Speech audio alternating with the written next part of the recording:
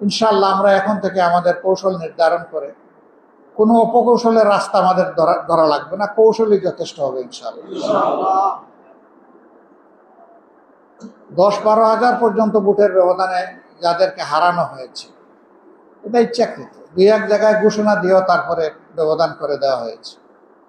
এমনকি স্পর্শকাতর জায়গাগুলোতে আমরা সেটা লক্ষ্য করেছি।